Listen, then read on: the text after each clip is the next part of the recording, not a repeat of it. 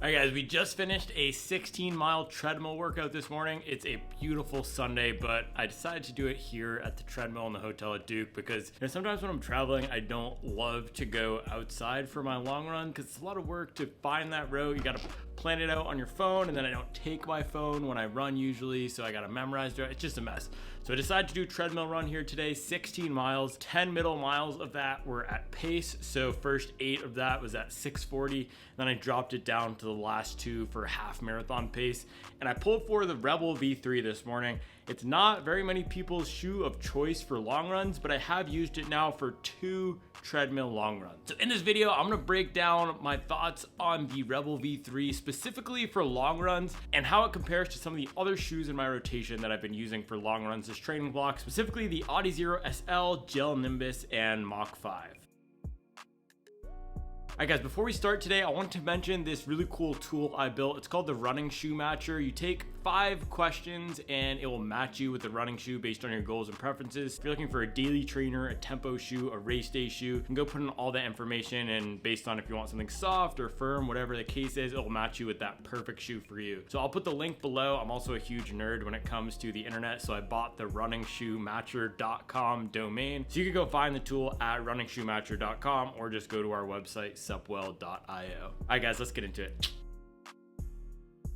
So quick overview of the Rebel V3. This is a moderately cushioned, non-plated, lightweight shoe. It's got a stack of 28 in the heel and 21 in the forefoot. Some places report it as 27.5 and 21.5. I'm just gonna simplify it for you guys here. It's about a 6 or 7 millimeter drop, and it comes in at around 7 ounces. So very light shoe, very soft foam here. It's a fuel cell foam, which is a TPU EVA supercritical foam blend, and then extremely lightweight and flexible. If you've seen my videos, you know I love to do this, and I love a good flexible shoe because it provides a feel underfoot that's a bit more natural than some of these other max cushion shoes. So on the long run this morning, like I said, I had 3 miles of warm up, 3 miles of cool down, and that middle section was where I was really dialing it in. So I did 10 miles of pace. First 8 of that was at a 6:40 pace, then progressed it in the last 2 miles of that section to half marathon race pace, so 6:07, then 6:03.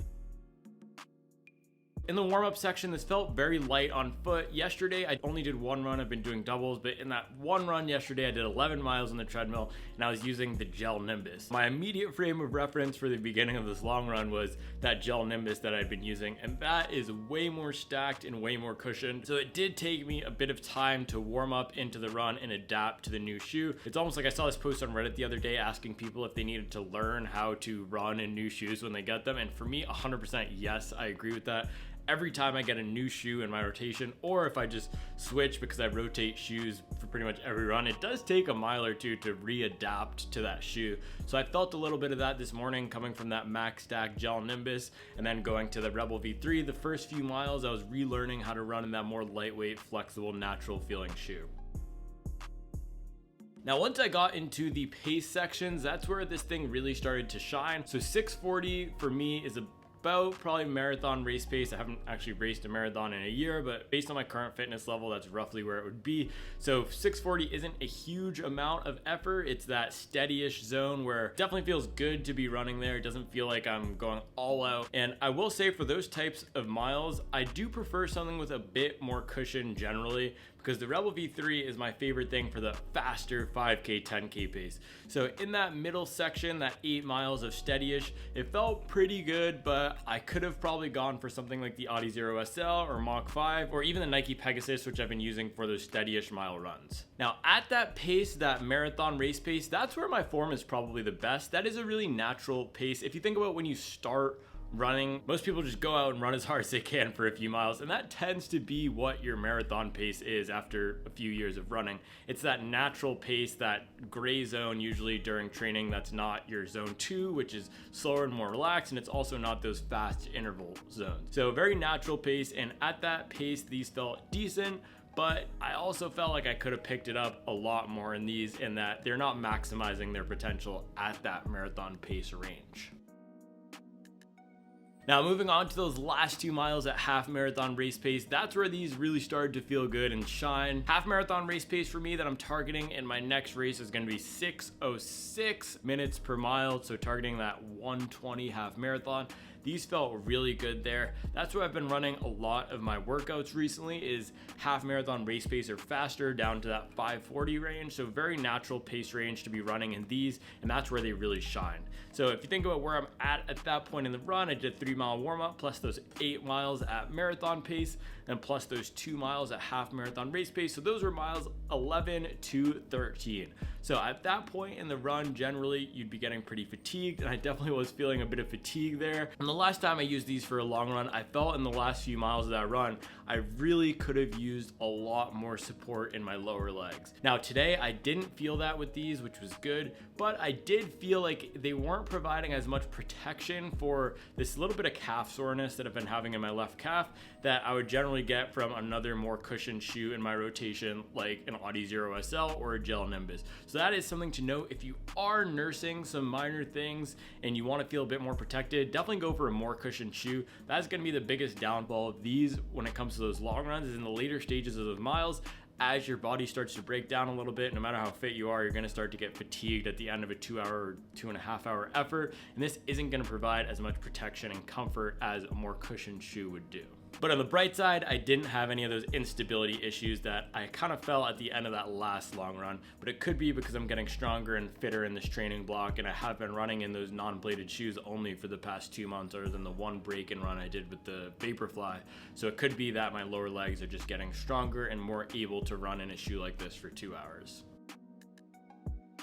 So last section of that run today was the cool down. So 3 miles I ran at about an 8:30 pace. So very light and easy for me, very relaxed, just to get the heart rate down back to 140, 130 something. And these felt great. Again, last time I used these for a long run, I felt like I could use more support in that lower leg area. I didn't feel that today. Felt very natural at the end of the run. And it also felt really nice to have a lighter weight shoe at the end of the run. And that's going to be one of the major benefits of using a shoe like a Rebel for a long run. Last week, I used the Adizero SL for a long run. It's only a bit heavier than this. It's 7.8 ounces, I believe, and this is 7.1. I'll throw it up on the screen here. Even with that minor difference, and main difference is going to be the peppiness of the foam, but with the differences in the construction of those shoes, this one felt a lot easier to run in at the end of the run because it has a bit more pep and it's a bit lighter, versus that Adizero SL, the foam isn't as bouncy and it isn't as light, so it felt like more of a chore to turn over those legs at the end of the run. So with this being a lighter weight shoe and having a bouncier foam,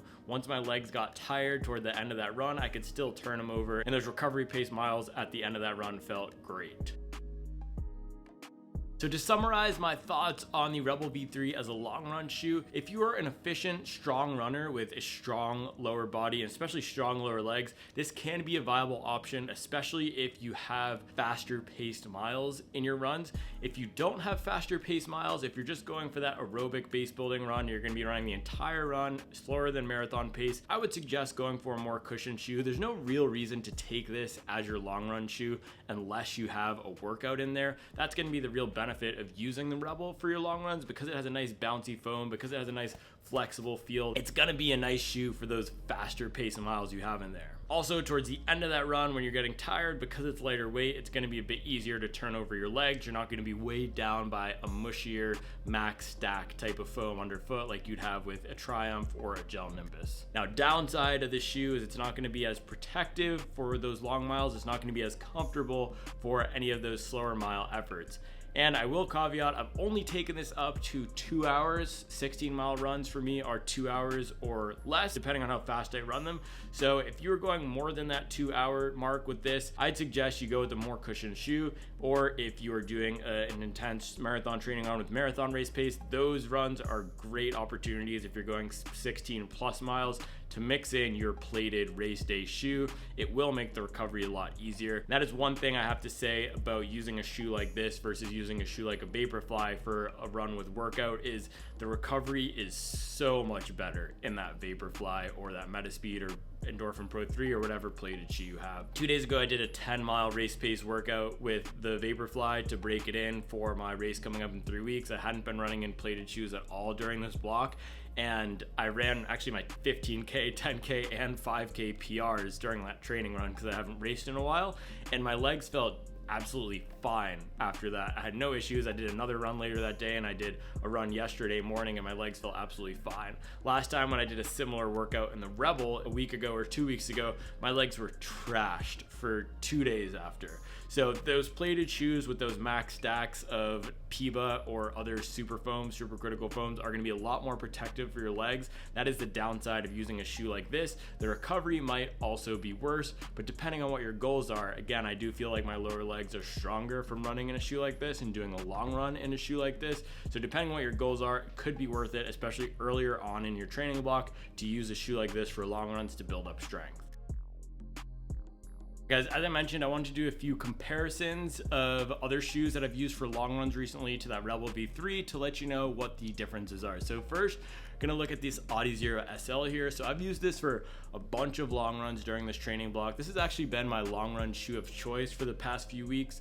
And what I like about it is it's nice and cushioned. So while it's not the softest feeling, it is a traditional EVA foam, it is protective and very stable. So that's the real benefit of this thing. As I'm getting tired, it's not gonna be a huge bouncy or rockered feel underfoot, but I do feel like my legs get a lot of protection from the ground, and I'm not getting that impact shot up through my legs, and recovery has been great. Downside to something like this versus the Rebel is it's not as peppy, it's not as responsive, it doesn't feel as naturally fast as the Rebel, so I don't love using this for runs where I have sections of race pace. Last week, I did a 16-mile run, very similar actually to the one I had today. I did 4 miles of warm-up and then 10 miles at a steady pace, so a bit slower than I did today. It was at about a 6:50 pace, and I couldn't really crank up my legs any faster, couldn't turn them over any faster than that 6:50 pace. I was pretty fatigued, but I just felt like if I were in a different shoe, I probably would have been able to crank it up a bit more for some of those miles. But again, the benefit of this is that it's gonna be more comfortable and cushioned, and the recovery after that was fine.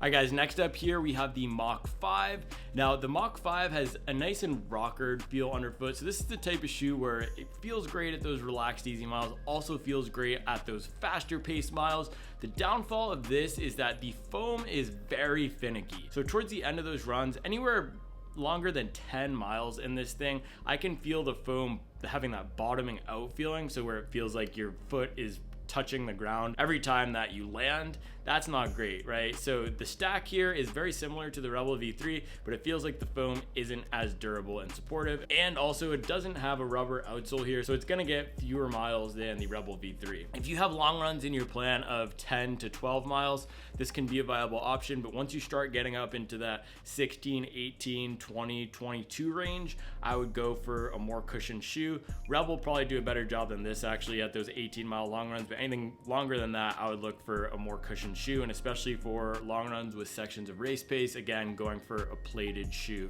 instead of something like this.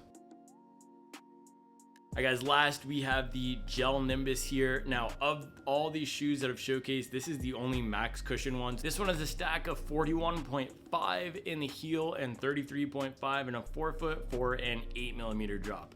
Now, of all the shoes I mentioned, this one is going to be the most supportive, it's going to be the most comfortable, the most cushioned, and it also is the most rockered, maybe tied with that Mach 5, but it has very strong forefoot rocker to get you turning those legs over. Now, it also is going to be the heaviest of all the shoes I mentioned at 10.2 ounces. All those other shoes were about 8 ounces for that Mach 5 and then 7 and below for the Adizero SL and Rebel V3. So if you're a faster runner or a lighter runner, this is probably going to feel like too much shoe on your foot for those long efforts.